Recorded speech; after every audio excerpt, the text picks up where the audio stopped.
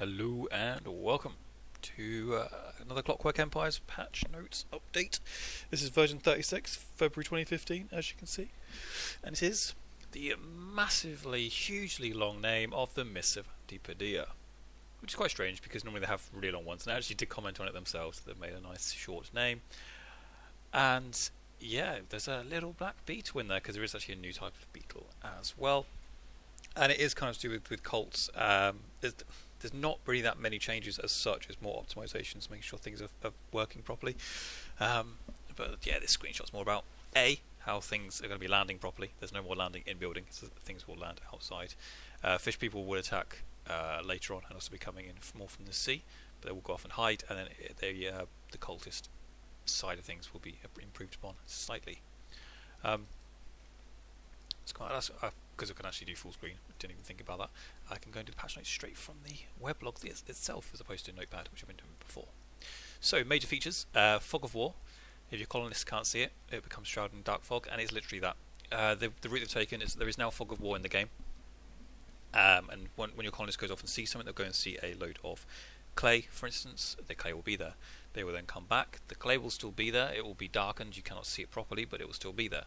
And if you go back there, and if it were possible, the clay could be actually dug out by either someone else or the bandits or whatever. Let's just say they could do it. It would be gone, but you wouldn't know that until you go and see it again. So that's obviously for multiplayer, which is going to be coming along at some point. The main aim of that, is you have to constantly keep exploring, keep sending out your people on explorations to make sure that what you see is still there, pretty much. Because for all you know, you could be here, there could be some clay over here, or loads of resources. You think, I'll go get them later. You then come back, and then there's a base here, where someone's set one up and they're just mining everything they can out of it. New building cost system, things do cost a lot more, and there's a bigger variety of materials. Things like coal is going to be used more, a lot more wood is going to get used again. We want to make sure that wood is used. Character driven events, job balance overhaul, starting a new cult system. So character driven events is something that was picked up on a previous blog, and it's going to be things are going to just happen pretty much.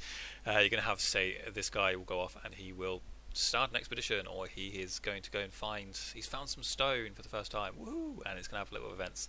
It's kind of their way of trying to make it so it's more interesting for people watching and also playing the game. They want to kind of make it so the story, like I said in the last one, they want to make sure the story is fitting, and if we can do videos and you guys enjoy watching them, then that means that the story is kind of working. It's not a proper actual RPG as such.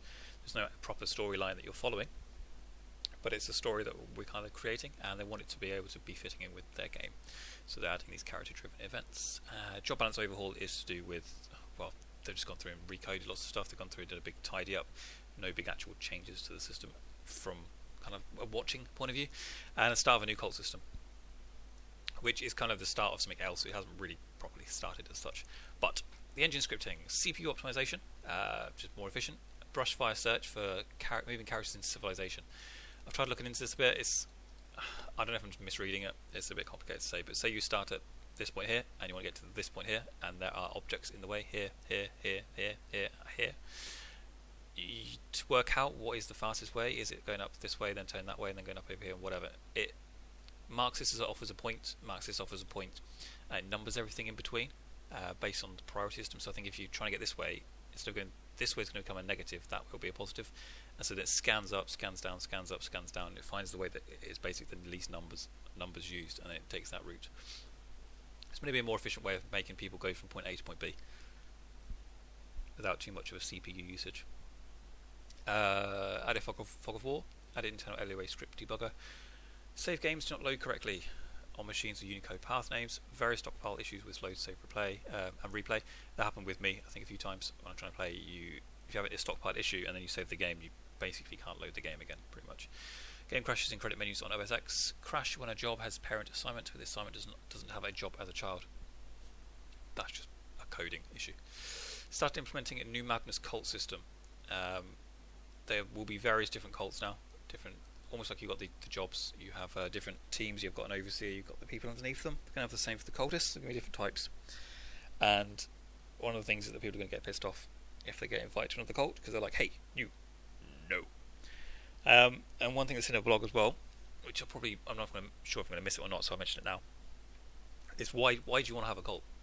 You know, they seem negative. They do bad things. They often do really freakish things, and you know, people start murmuring about stuff. You think just go kill them, just get rid of them. The reason they say to have a cult, and it's quite a nice idea actually, is that they are just unbelievably happy. Everything they want is met.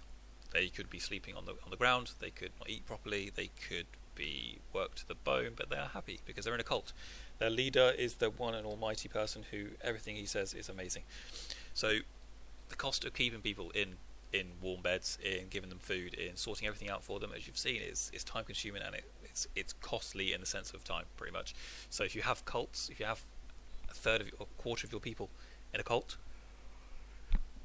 you don't have to pay for them. You don't have to do anything for them. They sort of sort themselves out. So it kind of means that those people are working for you for free.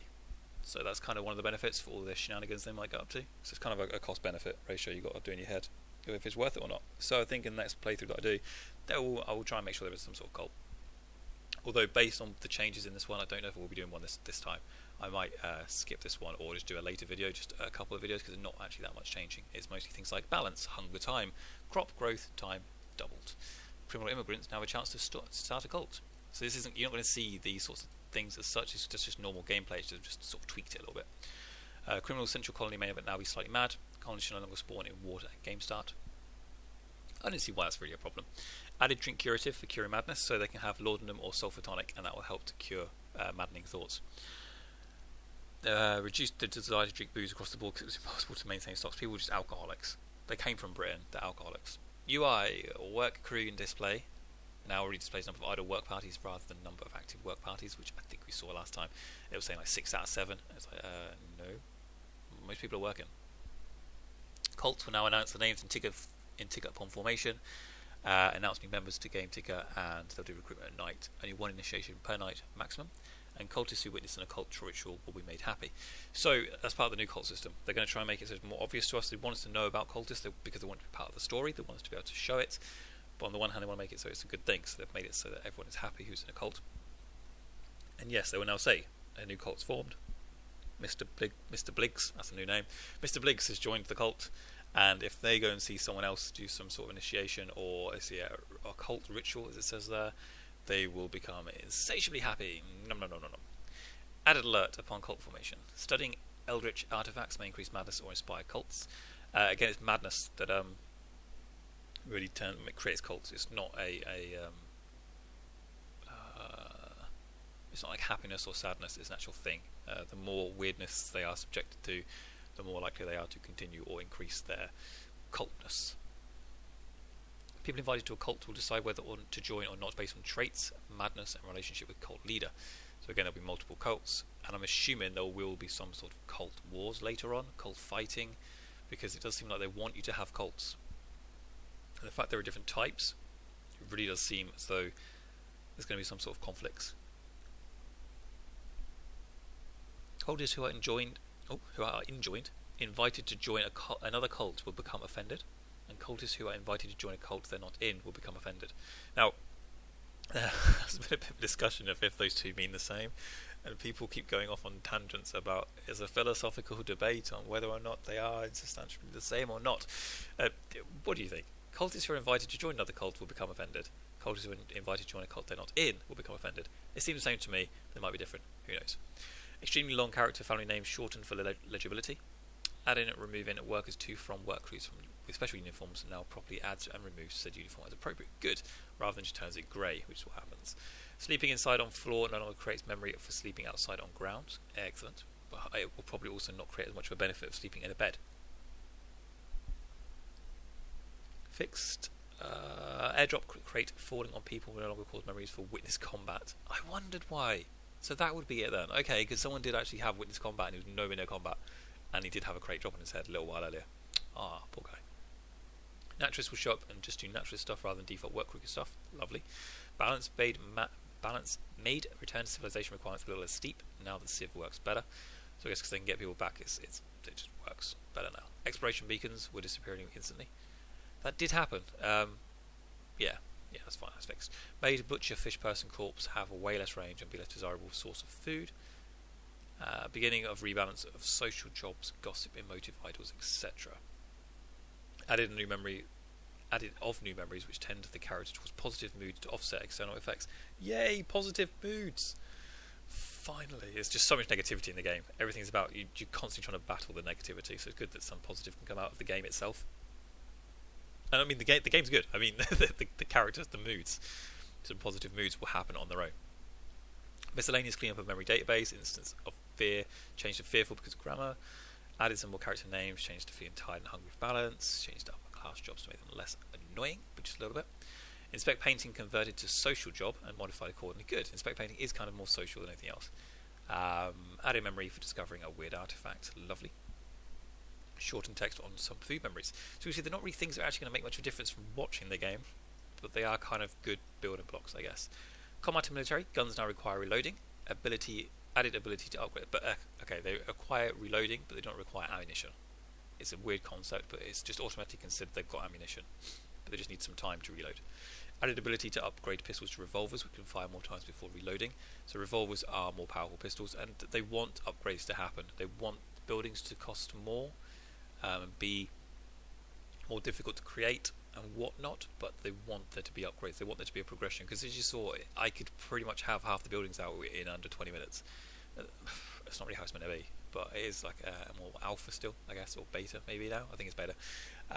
So they want things to be sped up. They will slow things down, but they want people to get stuff out. But they need to start making it so it's more realistic, and it's nicer to have 2 or 3 houses and just a few other buildings as opposed to one house and 7 other types of places where people work. It doesn't quite make sense. Characters will load their guns upon game start. Bandits and fish people have to reload guns now for real. Animals fighting animals will no longer trigger combat music. It's a good bit of combat. You got Bambi fighting against the beetles. You need a bit of combat music. All combat code rewritten to use state machine tiers to determine combat operations. I've read nothing about that, so I cannot expand. Added reload sounds. Good. Fixed ranged attacks will self-abort. Then characters will re-evaluate jobs if target gets too far away to stop endless retarget follow cycle. Ranged attacks will self-abort. Cool. That's good though. So it basically means that if they're trying to do a ranged attack and the person gets too far away, instead of them just saying, okay, I should get closer, I'll try and fire. Oh no, they've got too far away. Okay, I should get closer. Oh no, they're too far away. Okay, they'll stop that.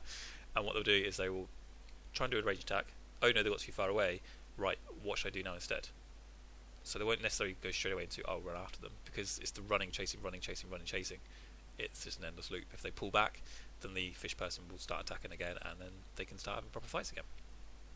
Increased damage of ranged weapons due to need to reload. So less shots needed, but if you get caught whilst needing to reload, you're probably going to die. Maybe not, but a bit of drama. Non-human characters, animal, monsters, vehicles. Added beetles and scintillated beetles for real, and made them give only 1 beetle steak. Lovely. Fish people, menacing should spam less alerts. Balance. Push to bandit and fish attacks back to day 2 as they'd appear in night 1, which is a bit soon. As we saw, we actually had them on the very, very, very first day on my second playthrough. Oh no, you didn't see that because I didn't record the very beginning of that. But yeah, they will not attack now until day 2. And also they will not attack in your from your base. They will not spawn at your base, I mean. And they will attack less frequently, and they will ramp up over time. So, animal meat. Ownership. No more running into woods to collect meat from animals killed by animals. Oh, really? So if said Bambi killed said beetle, we cannot take the beetle meat because the animal owns the meat. Damn. That kind of makes it you want to kill off the animals first then, because if an animal can kill an animal, it's effectively meat you've lost. Bandit corpses no longer turn crops into claw bulbs. They're mundane beings. I think they should. I think the blood of them should actually make that happen. And there's been a bit of agreement that maybe they should turn that back. So they could actually get turned back, the bandit corpses, because they are corrupt. Oh, they're not corrupt, are they? No, never mind. We thought it was the cultist ones should happen. Foxes will now eat delicious, delicious gibbs. Lovely. Real simple first pass on burrowing beetles. Fine. Fixed fish people using wander human job. Why can't they wander? They should wander. They are humans. Implemented real building material cost system. Added upgraded pistol to revolver job. Fixed standing order of glass planes broken. Added coal to smelting job. There goes the coal has been added to smelting because to make that sort of stuff, so you do need to have carbon. It is true. An office with dead overseer displayed an alert with incorrect title text. Added more building materials to game start, and also in the for charcoal and ceramics, you now get a stone, brick and iron kiln instead of industrial. So again, depending on what items you have, you can then create stuff, because that's the issue we had. We couldn't create items because we didn't have the items initially to create the thing that needed to be used to create the things we needed. Boom. Make gunpowder job and arsenal jobs in general. Beds can be broken by overuse but don't explode. So let's just go over that one again. Beds can be broken by overuse. Now clearly, you filthy people, they mean by sleeping in them again and again and again. They do not mean by over strenuous use. That's a good point actually. People can die and we can gain colonists, but no one can have babies. Something fishy, fish people, going on there. Farm tiles becoming unfarmable after being destroyed by animals and other damage. Added fuel requirement to smelting jobs, charcoal, coal, or peat. That's good because I found no use for coal and charcoal. There's no need for it, but that's pretty good then. Mine shafts, you no longer eat workers when you assign them from the mine. So you had a mine shaft, you said, hey, go to the mine shaft, they'll go into the mine shaft, and they would never come out again. Yeah. They effectively just got stuck. The job would just have them keep on mining, and there was no kind of end clause for coming back out again, so they would be lost forever. Yeah, not good. Smelters should no longer play burning animation when not in use. Made sugarloaf preserve food. Removing random nature objects, clearables, is now in the construction job category rather than the farming job category. Oh, okay. That's good. It means that people who are meant to be farming will now not go off and remove clearables. The construction workers will do that instead if that's their job, which is good. Buildings will automatically remove nature objects they're built over. Lovely. Finally, I thought they did that last time. I thought that was meant to have come in last, or the time before last, and that's why I thought last time I played it was meant to be in, but it's in this time. Workshop job limited to range 100 and will use close commodity rather than any much improved efficiency safety. Excellent. So it means if you have your workplace over here and your stockpile is here and your stockpile is here, they will go here to try and get their items. If they can't, they'll just sort of leave it for now rather than walk all over here when you're just about to drop some off over here. Made science and chapel jobs less desirable at night. Crash when creating a stockpile when mousing over a building inadvertently when doing so. And fix disappearing decor modules. Biomes and terrain. I was going to say something about the limits. You may remember that if you probably saw me creating some wooden planks, and I usually have quite low standing orders because I like to have, like, say, at least 5 in my stockpile at all times. That's just a good number to go with, because as soon as it starts getting looked into or taken away, they will create more. Sometimes a building which would never build, look at it, wonder why it's not building. There's obviously stuff there, they're not building anything else, what's going on? Someone worked out, I don't know if it's fixed in this patch. I'm definitely going to wait until this is fixed, which I think will be one of the alpha or beta, the A or B patches for the next one, which is usually like in a week or so. What it is if you have, say, a minimum standing order of 5, and you go and build 2 buildings that require 3 each, it will take 3 out of one, 2 out of the other, and it will be left with 0 in stock. But then the game still thinks there's 5 because the buildings aren't being built yet. They're saying, well, there's still some wood there, so they're not going to build any more. So you kind of get in a little kind of a standoff.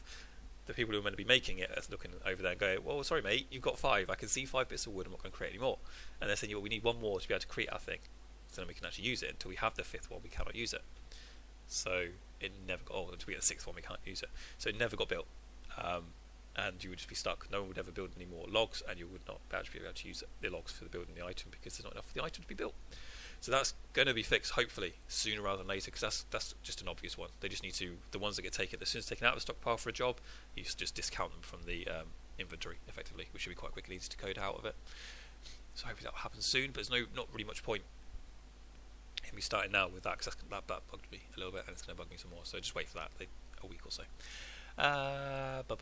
Balance. Made stone nodes provide more stone. Good. People had issue with stone. You'd find stone modules.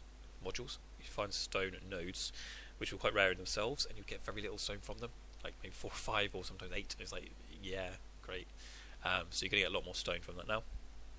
And it's going to be clay node clusters more numerous and more clay, which I never had an issue with. Once I found clay, you had tons of clay. But yeah, they're going to make so there are more nodes, so you don't have to look around as much. Trees take longer to chop down but give more timber, and trees take way longer to chop. So they've doubly made it longer. I think it's because they're 2 patches. What they do is they patch cycle. There's one released every month, but they do their alpha, beta. They do their A, B, and C, or usually just A and B in between.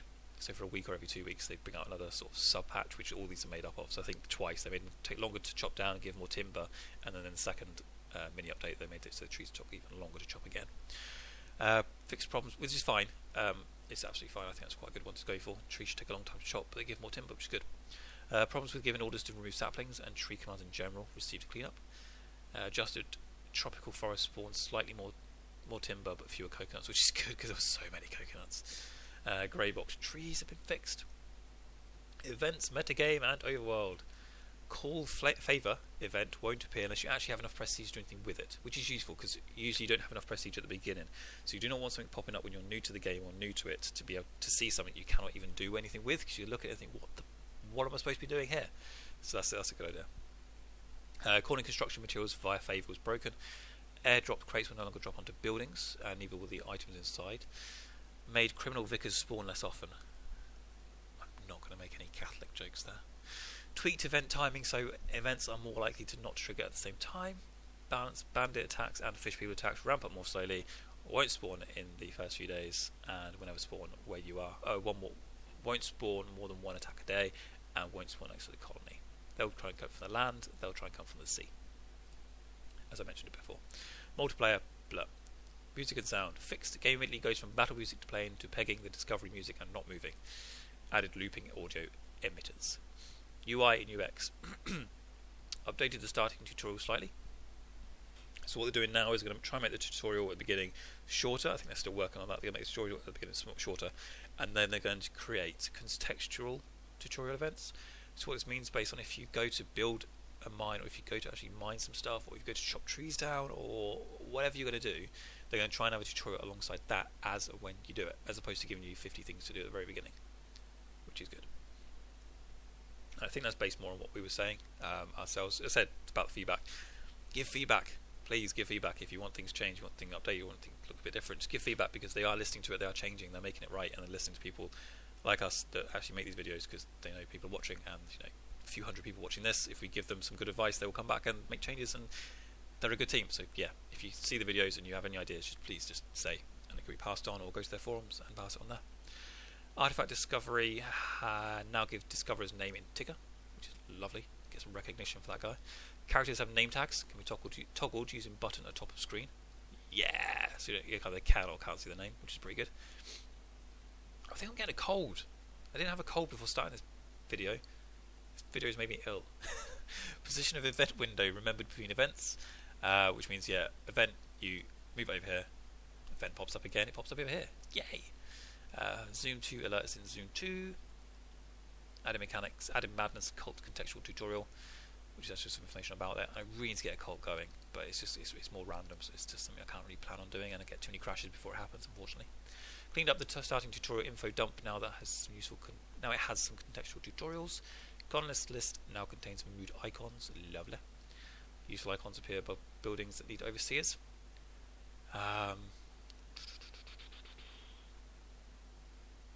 Shift click now preserves module rotation. If you put it on a wall, it won't actually let you do it unless it actually fits on there. Modules now display red when not attached to a building and blue when they are. Bish, bash, bosh, nothing else. Apart from this little dude. This little beetle. Yeah. It's okay, little guy. He's a little dude that's up here. Bam. So, yeah, I'd say it's a good patch. It's not really much change. I might do stuff with it, I might not. I'm not entirely sure yet because there is not a lot of changes. It's all information about the cults. You can get more things coming up here. But I do think it's good. They're constantly going through the updates they do are constantly good. The small little things here and there. The development, that's what I'm after. Development progress report. The product progress is 86% complete. The playable progress is 56% complete. And what that means is that they need to get them both obviously to 100%. This one's likely to get 100% first. The playable stuff afterwards. They've got different bits and bobs. The engine's kind of pretty much totally there. Human characters getting there. Scripting systems. They've got a lot of upcoming features which I might do as a separate thing, which is what they're planning on. So they've got to split down engine, human, scripting, combat, military. So I mean, like product progress 98%, but playable is 100%, which means you can play it. It's all good. It works. Everything's fine. But they want to just do a couple of extra things like optimizations, combat, military, non-human characters, buildings and building creation, biomes and terrain. You can see there's a lot more to come for that. Events, metagaming, overworld, a huge amount to come for that. So that's really what's going to add the flavour text to everything. Multiplayer, music and sound. There is someone else actually who does the multiplayer, Alfred, who I have requested that we do some games together. When multiplayer comes out, we will do some games together, so that would be quite nice. UI UX is almost complete, and some other extra stuff there, which again I'll go through at some point. And yeah, there's a picture of a kitten. If you read this far, well done. You get a picture of a kitten. There's another picture of a kitten I've never seen this before, and he's changed colour. Aww. I don't have a cat, but they are cute, aren't they? Anyway, that's the end of that. Hope you enjoyed it, and yeah, I'll definitely do at least one video this month, probably two, but we'll see. I don't think I'll do one every single week. I've got some other things to come out instead. But yeah, I hope you found this useful, and see you guys next time. Bye bye.